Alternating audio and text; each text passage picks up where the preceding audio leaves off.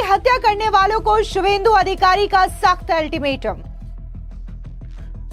शुभेंदु अधिकारी की चेतावनी, कहा मेरे पीए को मार दिया, एक भी अपराधी को नहीं छोड़ूंगा, उसका शर्मनाश करूंगा। इसको जो किया है उनको हिरासत में लेकर चार्जशीट करके कन्विक्शन दिलाना, एक प्रक्रिया में भी मेरा जो जिम्मेदारी है मैं निभाने का काम करूंगा। बीएसएफ के डीजी ने किया घटनास्थल का मुआयना।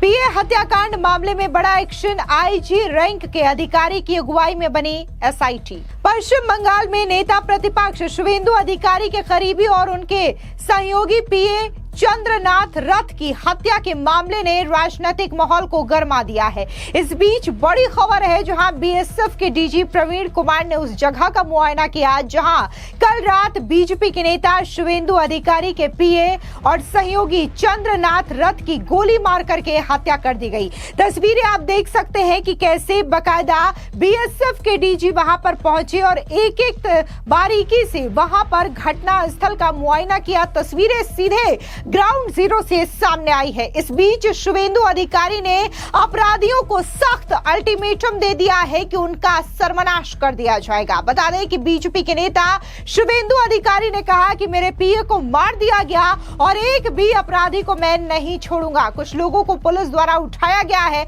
और पूछताछ चल रही है, जो भी इसके पीछे है उसका सर्वनाश कर दूंगा। आपको बता दें दरअसल वो हॉस्पिटल पहुंचे थे, तभी मीडिया के साथ साथ तमाम लोगों ने उन्हें घेर लिया और इसी के दौरान जब उनसे सवाल पूछा गया तो उन्होंने सीधे तौर पर यह सख्त अल्टीमेटम देते हुए कहा कि जो भी इस हत्याकांड के पीछे है उनको नहीं छोड़ा जाएगा और उसका सर्वनाश कर दूंगा। वो मर्डर करने के लिए एक ही वजह है, वो बीजेपी का शुभेंदु अधिकारी का एग्जीक्यूटिव असिस्टेंट है और शुभेंदु ने हाल ही जो चुनाव हुआ नतीजा आया भवानीपुर में ममता बनर्जी को हराया, यही कारण हो सकता है।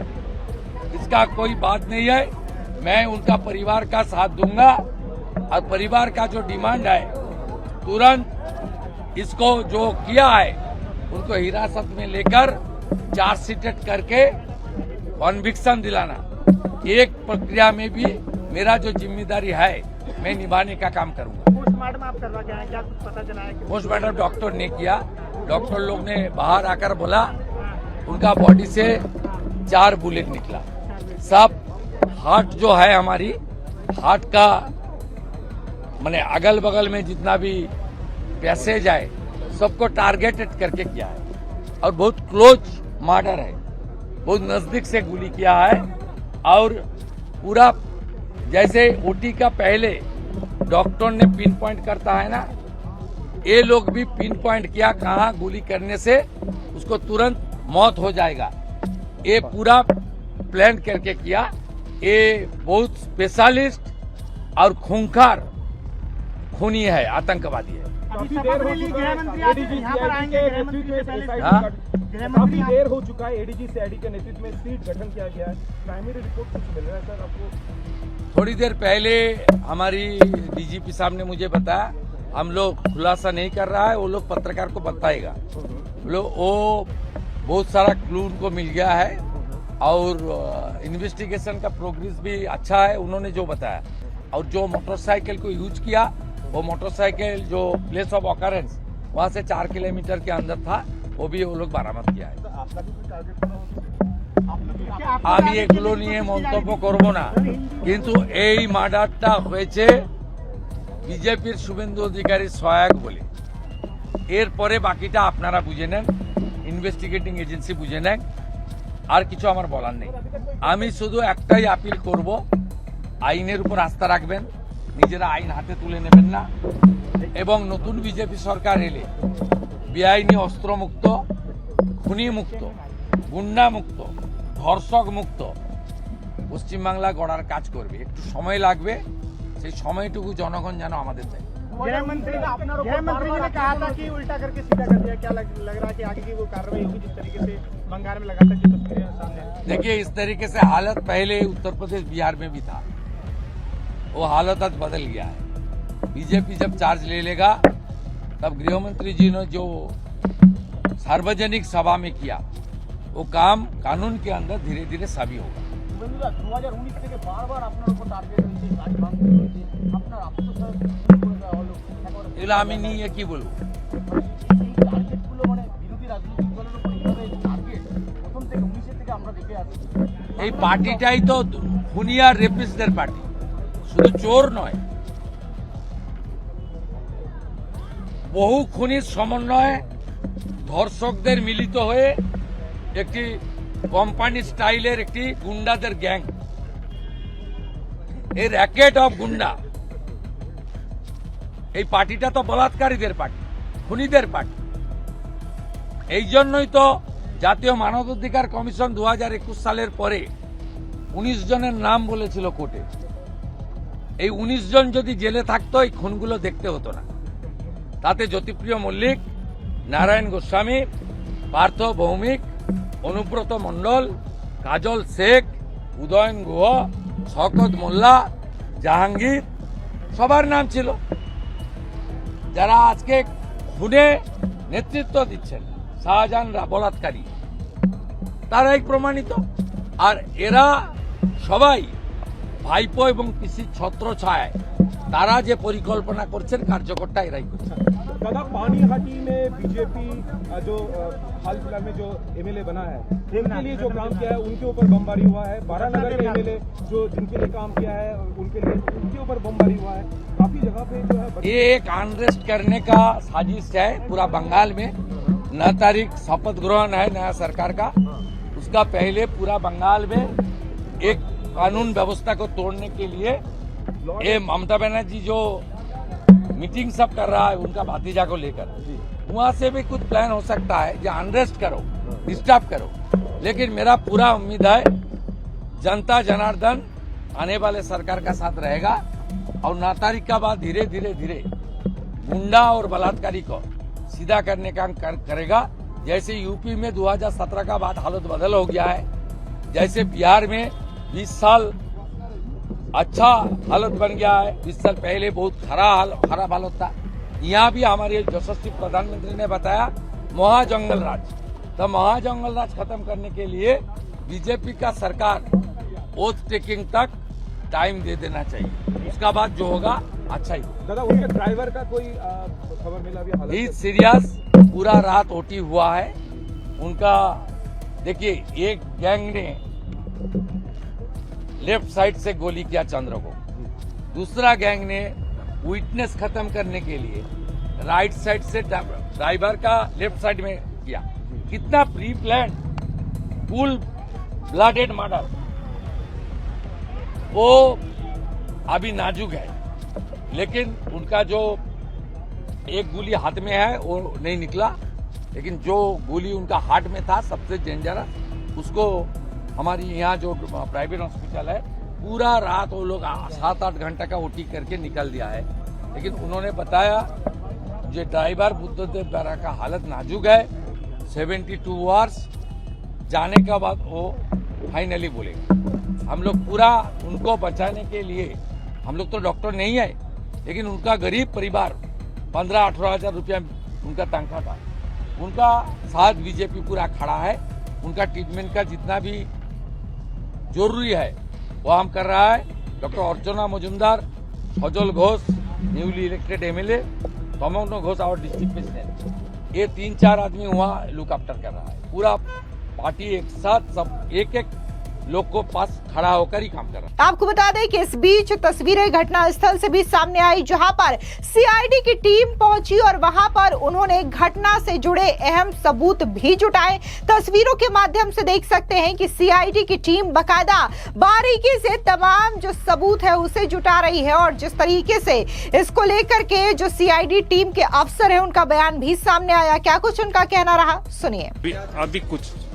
अभी यहाँ पे पीओ पे आए थे, वो कुछ बता नहीं सकते अभी कुछ।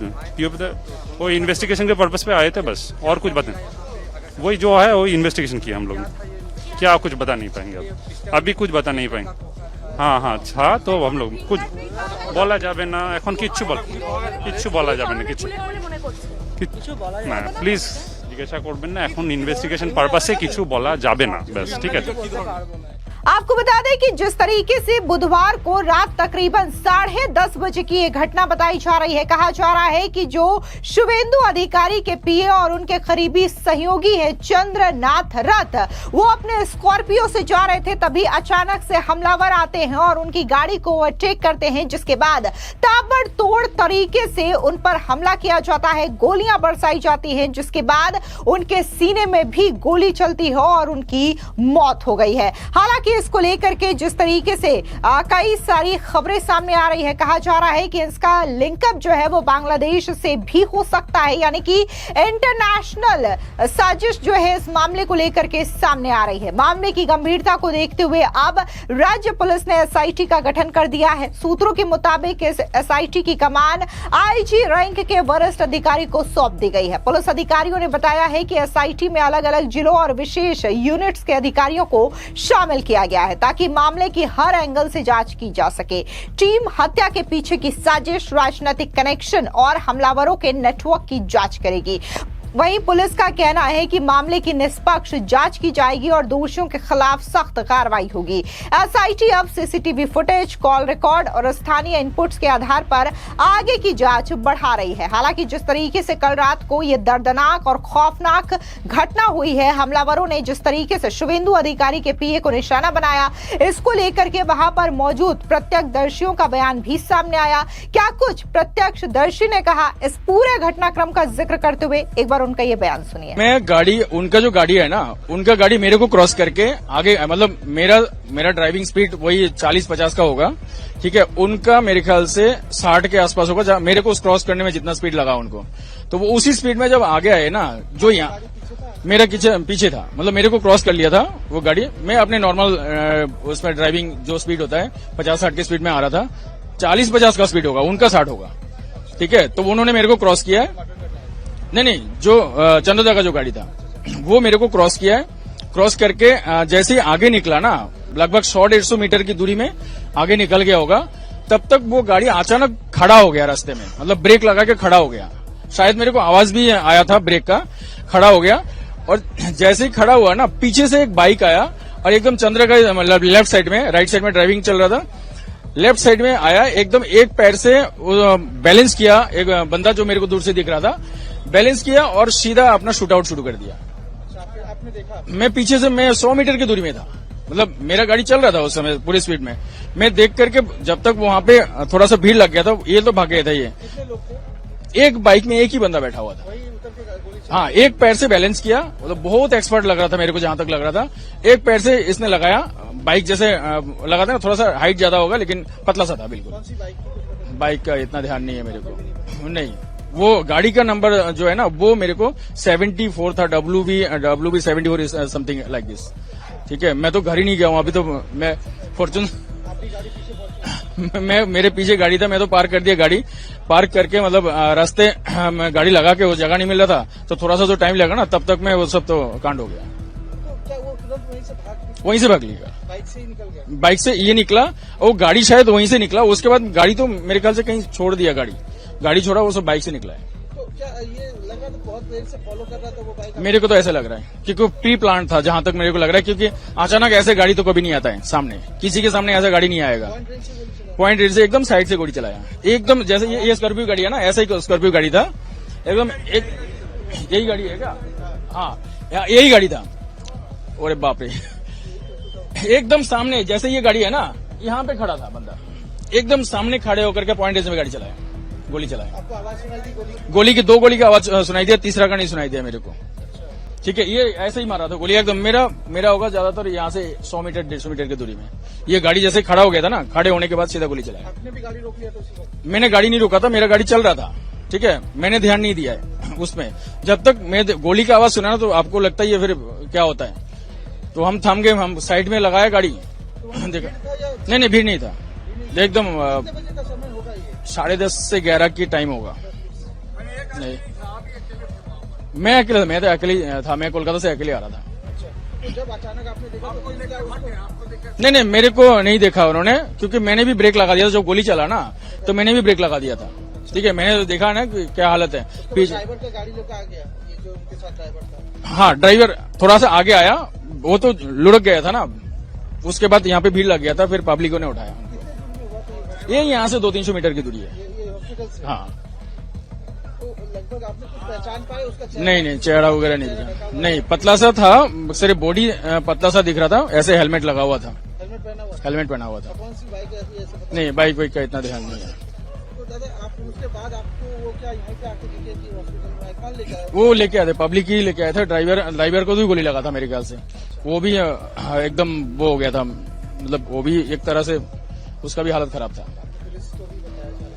पुलिस से मैं मिला ही नहीं हूँ, मेरे को हिम्मत ही नहीं हुआ है कहीं किसी को मिलने को। मैं तो गाड़ी पार्क किया, गाड़ी पार्क करके आया कि क्या हुआ है। मैं तो यही ऊपर वाले से दुआ करता हुआ आ रहा था कि बच जाए, कहीं से गोली लगाए हो सकता है। मैंने तो यही टारगेट करके आया था, कहीं हाथ में लगा होगा, कहीं पे लगा होगा, बच जाए, हॉस्पिटल में लेके आया। लेकिन यहाँ आके पीछे मेरे को थोड़ा टाइम लगा, गाड़ी लगाने में मेरे को टाइम लगा, लेकिन पीछे से जब आया तो मैंने सुना कि यहाँ पे उनका डेथ हो गया। मेरा नाम आदित्य है, मैं यहीं रहता हूँ, पास में ही फॉर्चून सिटी करके एक सोसाइटी है, वहीं रहता हूँ, मध्यमपुरा में, यहीं है, जसोर रोड में ही रहता हूँ। एक तरह से कह सकते हो, लेकिन मैंने देखा नहीं है किसी को, ठीक है, मतलब पीछे था मैं, इतना मुझे पता है।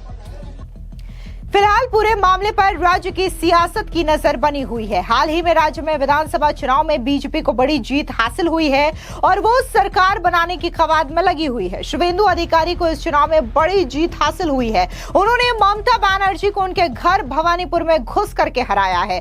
हालांकि चुनावों बाद हिंसा में कई लोग अब तक मारे जाने की खबरें आ चुकी है, जिसमें अब शुभेंदु अधिकारी के पीए चंद्रनाथ रथ भी शामिल है और इनके हत्याकांड को लेकर के जांच का सिलसिला तेजी से आगे बढ़ रहा है। फिलहाल इस पूरी खबर को लेकर के आपकी क्या राय है, कमेंट सेक्शन में जरूर बताएं। धन्यवाद।